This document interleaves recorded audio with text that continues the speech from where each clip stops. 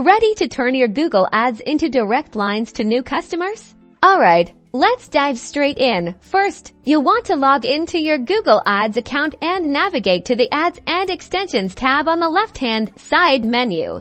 Once you're there, click on Extensions. This is where you'll manage all your ad extensions, the extra bits of info that make your ads more appealing and informative.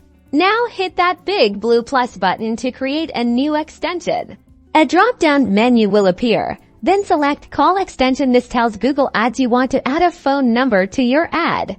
Next, you need to choose where you want to apply this call extension. You can add it at the account, campaign, or ad group level. I recommend applying this at the campaign level so you can apply the call extension to a similar and targeted campaign. Enter the phone number that you want customers to call. Make sure it's a number that's actively monitored so you don't miss any potential leads. You can also select the country code associated with your phone number.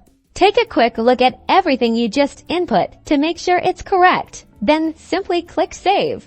And that's it. Your call extension is now active, and your ads will display a click toggle button, making it super easy for potential customers to reach you directly. Now you can easily respond to any interested customers and generate leads. Thanks for watching.